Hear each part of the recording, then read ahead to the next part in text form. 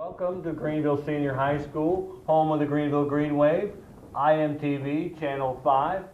Our next episode, our 6th episode of Never Stop Serving. And as promised, I've always got good people here and good examples of those who never stop serving. We'll get into that in just a little bit. Again, thank you for watching episode 6. That means there's 5 other episodes. If you haven't seen those, please go back onto our YouTube channel and check those other 5 episodes out. There's good stuff there, good veterans there. And if you haven't seen our talent show, check that out too. It's on there. There's a bunch of other stuff you can check out as well. We've got a great example. Our people that are here today, they're actually friends of mine, people I grew up with in the block not too far. And they're extra special because they're Greenville alumni. Woohoo! We always love it when we have a Never Stop Serving guests that are Greenville alumni, both of them actually. And we'll just get right into it. I don't want to steal most of the thunder because I want them to do most of the explaining of what they've got to share with us today. Today I have Judy Jones. She's done so much, but it's very important for me to tell you right now, she's a past president of WWII Post 7262, the Ladies Auxiliary. And then Rob here also, he's very supportive of our VFW here in Greenville. He does trivia every Saturday, every second Saturday of the month. So you ought to check that out. That's always a lot of fun. But that's just the surface stuff. We're going to get into it now. Here we have Judy Jones and Robert Jones. Thank you guys very much for being here. Thanks, Mike. Judy, I'd like to start with you first. If you could, I know this is kind of broad, but we'll get tighter on this.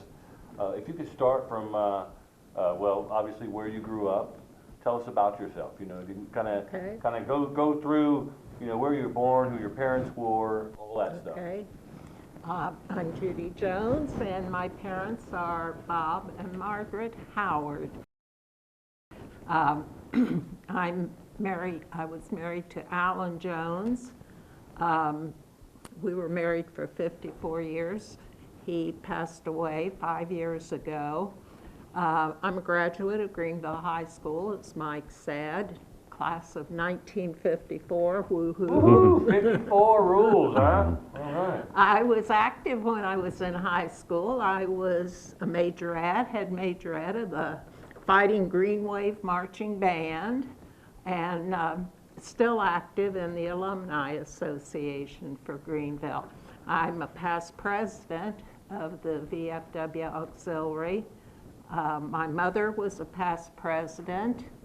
My father was a member. We joined the VFW Auxiliary on my father's military record, and he continued to serve also.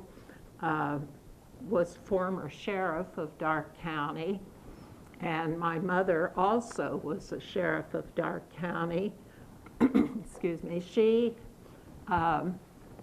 succeeded my father. He died in office, and my mother was appointed to serve till the next general election in his place. I think my mother served as auxiliary president probably in maybe 1950s, and I served 1969 to 1970. And to the best of my knowledge, Mike, I think we're the only mother-daughter, the only mother-daughter to that point. Yes, I believe you're correct.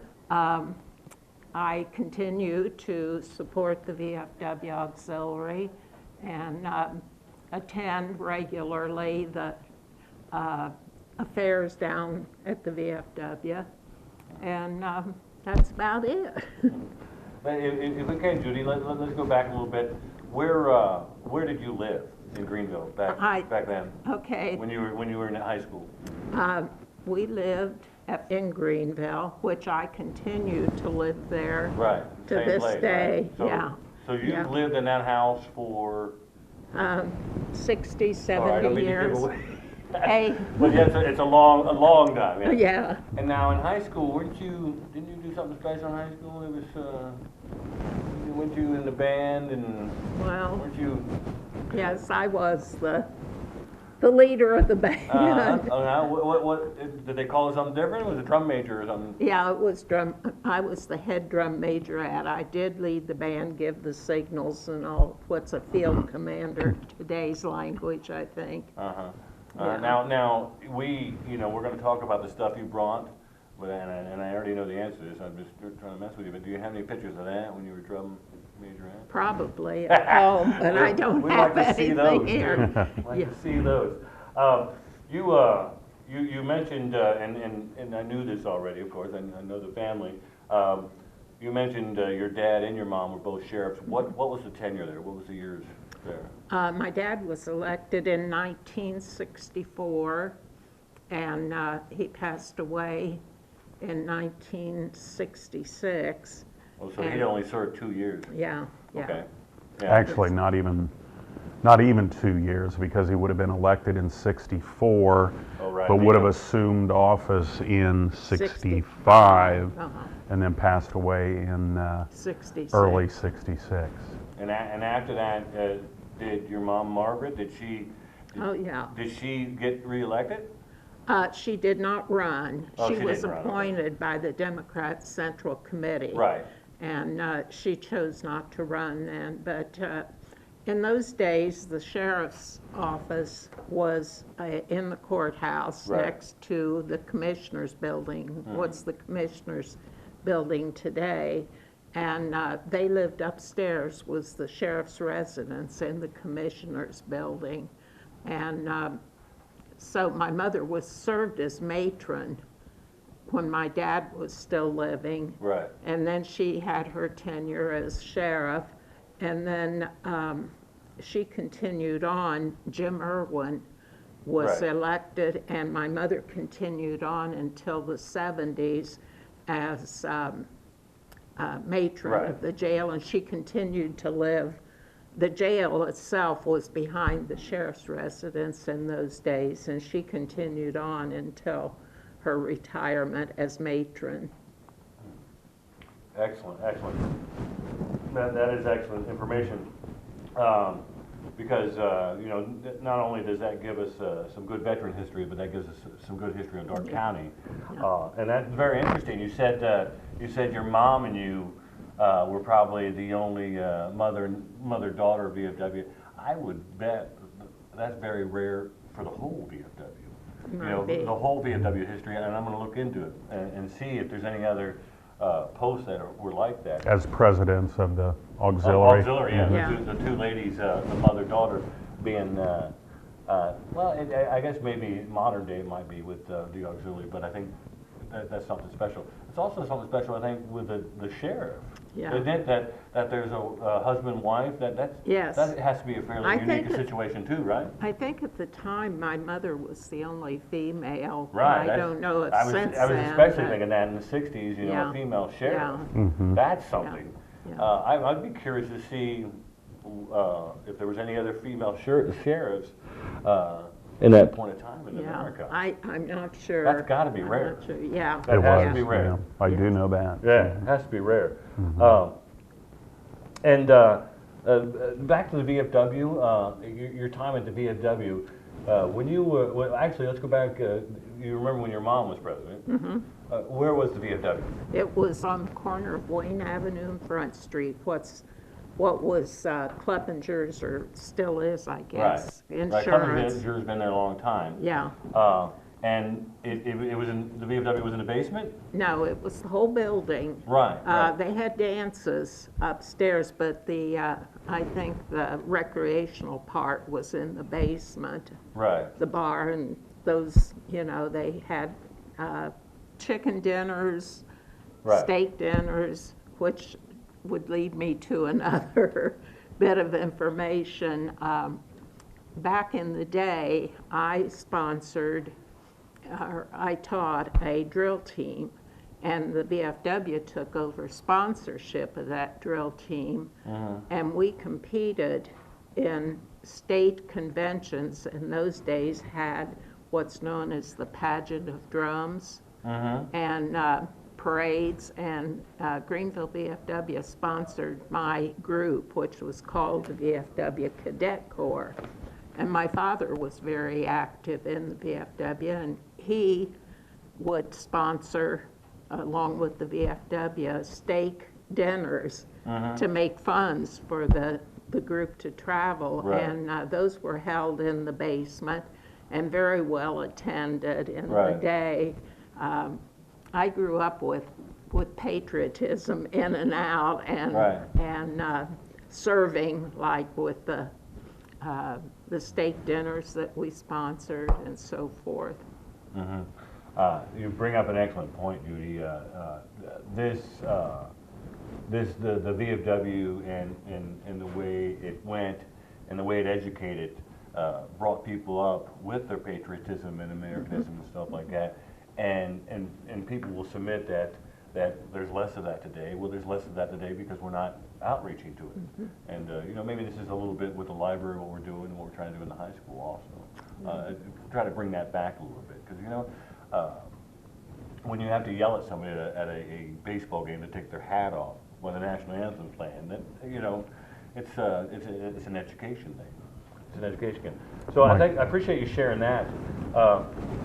You mentioned Kleppinger's. You know, Kleppinger's. I think a lot of people, oh yeah, VFW used to be at Kleppinger's, then it went to Saders, and then it, you know, where it's at now. Do you know? And most, I think Jack Harless has said this, and we're going to get some other folks that are old school folks on this. Where was it before Kleppinger's? Is that the first place the VFW actually had its own spot? Could you confirm that or not? I don't know. That's my recollection of it. Because Jack Harless says the first VFW meeting was held at Foley's upstairs. Oh, really? The very first one where John Ingleton and all that started all that, so forth. So we're piecing all this together eventually. But I think after that they said, hey, we need a place to go. This is what I believe, if I'm reading all this stuff right. They had a place to go. They said, well, let's, you know, what? But Kleppinger's didn't own the building then. No. VFW did, or who owned it? You know, not sure. I don't know. Yeah. I know there used to be a children's clothing store there. Really? And I think that probably was people by the name of Hauser, I believe, had that. And I think that was prior to the VFW having it. Right. That's okay. That's something. And you said they did the entertainment downstairs. Did they have administrative upstairs, or no, they had the dances and such upstairs. They had all the dinners and maybe card parties, and that reminds me of another thing. Please share. The Ladies Auxiliary always had an annual card party, and that was held upstairs. And I remember we filled the whole building upstairs with card tables, and that's how I think that still continues today, that they have a card party. Right, the card parties, they sure do. They sure do. And please, if you ever find any of those photos or stuff like that, please let us have them. Just I borrow sure them. will. Judy's brought in a lot of stuff for us to share today. And the one thing I want to show you, just because it's readily available, that's her dad. That's Sheriff Howard there. It was 62 to 64? 60 to 62. 64. 64 to 66. Sorry, Yeah. 64 to 66, that's the sheriff of Darke County, and then his wife took over. That's got to be very unique. Judy's brought me in a lot of stuff, including her husband's, Alan's, stuff, that's rations and stuff like that. All this stuff is going to be scanned by us and put into this library to where anyone that wants to see it's going to be able to see it. And it's all going to be great historic stuff to share. So I want to put that out there too. Now we need to talk about a couple other people about Never Stop Serving. First, we need to talk about your husband.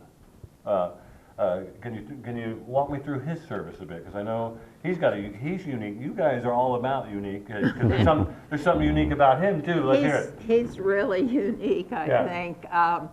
I know at his funeral when he passed away, the minister said he is the only veteran who has served in 2 armies, both the British Army and the U.S. Army. his sister was an English war bride, and she came over, she married Albert Flory from Greenville, who was a VFW member, and she came to the States, and then her parents came over. And my husband, Alan, was at the time in the British Army, and when he was discharged, then he came to the States also, and he got his citizenship and was drafted and served in the U.S. Army. Wow. So he's had, you know, two, like the Wow. minister said, he's probably the only person he knows who has served in two different armies. I'm sorry, what was the year time frames on that again? He came over, he served in the U.S. Army 52 to 54, I believe. And 52 is when he came to the United States. Is that Right. correct? correct. Do you know what he did in the Army, what his MLS was, what No. his specialty was? Yeah. It might be among some I'll of bet them. you it's in the records. I bet you I'm going to be able to tell you. Yeah. Yeah. Yeah, that's cool. That is great. So you mentioned English war bride. Can you explain what that is? Well, Some people may, I know it. Yeah. Some people, that would be, Albert was serving in Wales, actually, at the time. During World War II. And he met this English or Welsh girl named Muriel, and they were married, and then she came over to the U.S. and got her citizenship, and that's how she is an English war bride. so that was in the 40s, right? Is that correct? Or? Yeah, would be. Because, you know, before the invasion, before the D-Day invasion, everybody was in England. So all the U.S. soldiers were in England, and so were the Brits, and that's where they all practiced in the United Kingdom. That's why there was, I guess, what is it, 60,000 Americans there, and a lot of them did get married over there. Yeah. Because, you know, there was a lot of time passing there. It was a year or so. They were over in the United Kingdom for some time now. One more person we want to talk about. You also, we need to talk about Uncle Maury, right? Uncle Maury is Right. So first, let me get this straight. We want to recap here. Mother, daughter, past presidents of the VFW, very unique, very rare. Husband and father, sheriffs of Darke County, very rare. And then we have your husband served in both the British and the U.S. Army. Yes. Very rare. Wow, that's something. Okay, so now Uncle Maury. Now I know Uncle Maury. You know, he gave me Everybody knows Uncle Maury. He gave me one of my first jobs, and I'll share this. Rob and I think we're 10. I'm guessing we're about 10. We're parking cars at what used to be Trotwine's supermarket because the VFW back then partnered with Trotwine's and said, "Hey, let us use your parking lot so we can make this money for our organization." And During the county fair. during the county fair, yes, yeah, thanks. So during the fair, we would park cars, and Maury gave me my first job, Uncle Maury. So please, Rob, why don't you handle this? What his service and tell us about Maury. Well, Uncle Maury would be my great uncle. Right. Would be my mom's uncle. Mom tells the story, and I'll defer to her if I may, but I guess this wasn't totally uncommon, but when Uncle Maury went to serve along with my grandfather, Bob Howard, during World War II, they were in France together, and I guess Uncle Maury's wife, my Aunt Lois, came to live with my mother and her mother, and I guess that wasn't They were terribly. sisters. Aunt Lois Yeah. and your grandmother were sisters. Yeah. Mhm. And so you all lived together during that period when both, shall we say, heads of the household were off fighting for their country in France. And Uncle Maury, I do know, despite his sense of humor, and anybody who knew him, his orneriness, he was a recipient of a good conduct medal.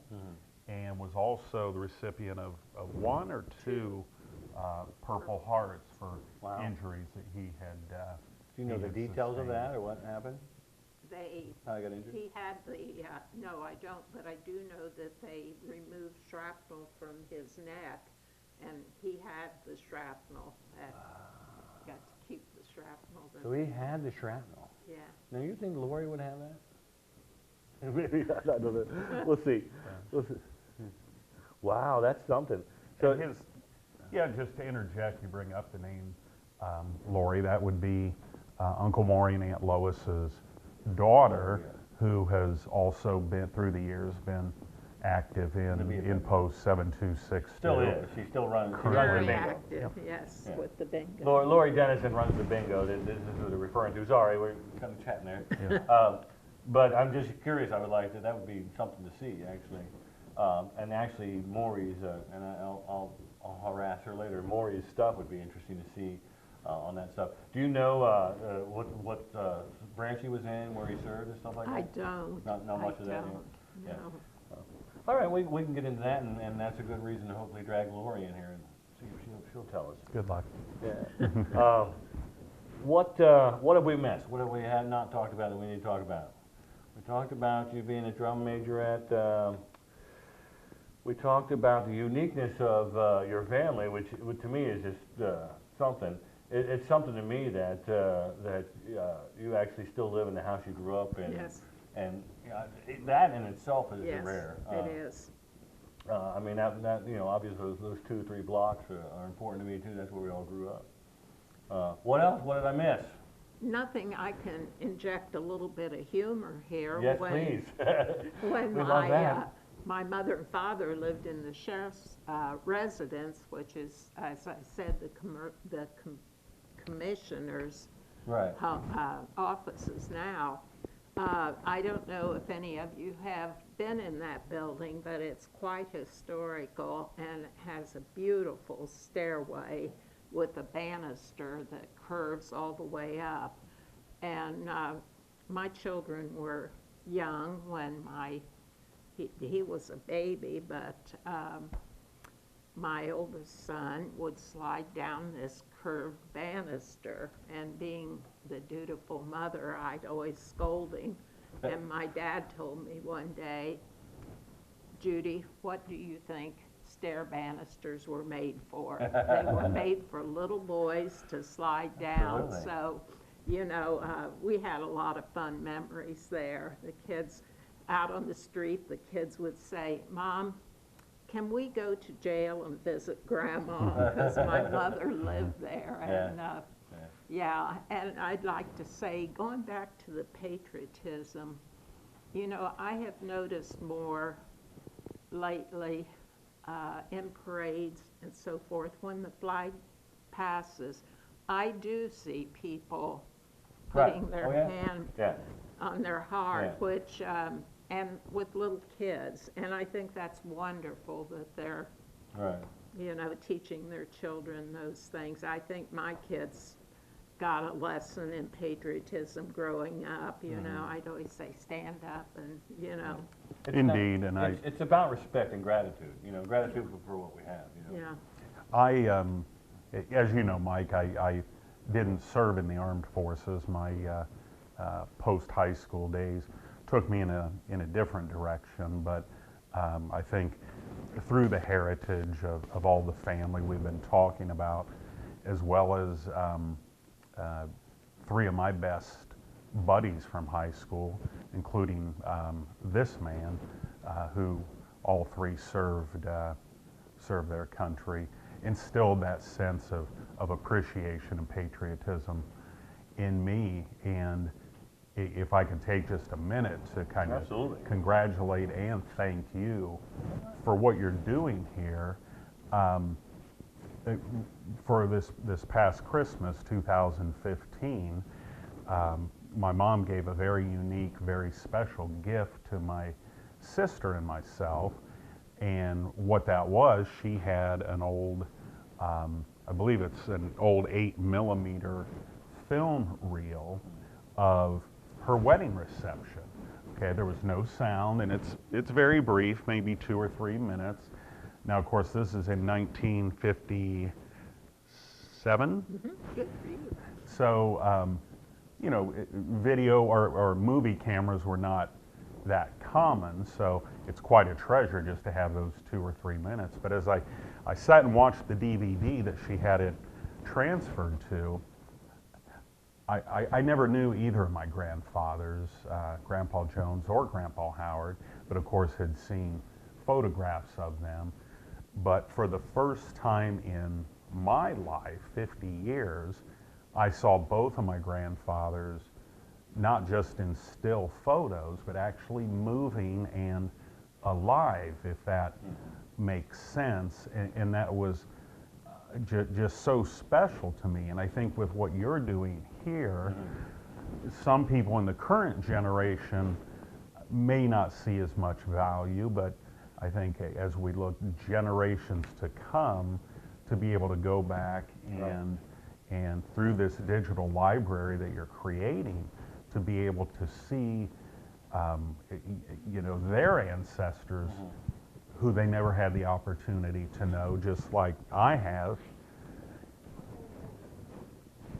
then I think this will be very, very valuable, very special for generations to come. Hold that thought, Rob, because we're going to continue on that. We're about to break here for the school bell's about to go off. All right, we're just coming back from the break. We had the school bell, and then we had some technical difficulties, so now we're continuing on here. We left on a very important point. Rob has gotten a present from Judy for Christmas, a video of a video of Judy and Alan's wedding. And it's the first time Rob actually saw his grandpa's moving in motion, which is very important to me because this is what we're actually trying to do with our digital library. Some of the stuff, the Jones family history and the Gilmore family history and all this stuff we're going through with history, some people are like, well, you know, it's theirs, why do we care? Well, what's important is that generations, you know, 3 removed, 4 removed, you know, maybe 100 years from now, they come back and Judy's descendants will be able to say, hey, that's my great grandmother. You know, the same thing as Rob was so elated. We can elate people 100 years from now from what we're doing right now. Judy, you wanted to tell me a little bit more about that for Christmas, how that went? I had found this film stuck away in a drawer, and I think a couple years ago I said something to Rob like, we ought to have this transferred, and did nothing about it, and then I decided to do it for Christmas for both my children. And my heart was just warmed when I saw my dad at 40-some years old walking, and it was wonderful. I can imagine with what you're doing in this video library that you're creating, I can only imagine what the people who are going to see their long ago relatives will feel. It was just a feeling that I can't express. It was wonderful. And I know, as Rob has said, you know, seeing his grandfathers who he did not know, it was just really heartwarming. It was. What kind of price would you put on that? Mike, you can't put a price on that. That's right, you can't. On that kind of stuff, you can't. You know, it's just something and I think at the break we had talked about it. Isn't it 50 years? 50 years this year that your father's passed, and now this video is here. This video shows up. You know, that's what we're after. So imagine we've talked about 3 veterans that never stopped serving. We've talked about Bob Howard. He served in World War II. Came and served as sheriff of Darke County. Then we had Maury Henninger, right? He served.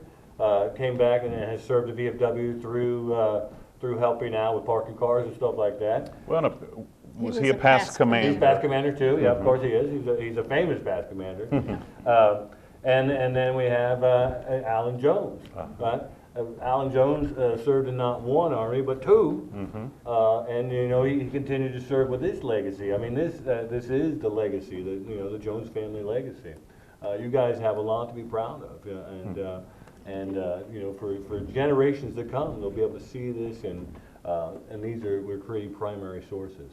And I would just encourage anybody who, you know, who views this, you know, whether it's in the near future, 2016, or many years from now, if you have any type of artifact, relic, piece of paper about your loved ones or your own service to your country, no matter how little or insignificant you might think it is, I think it's well worth having it, you know, preserved permanently through this digital library. So please come forward with those kinds of things, because as we've been talking, for future generations, those pieces can be invaluable. And they don't, and we don't keep them either. You get them back. The family gets the stuff back. We photograph it, scan all that stuff, and it goes back. I did want to get back to something I think we missed through the breaks and technology. I think you guys took a trip with Alan back to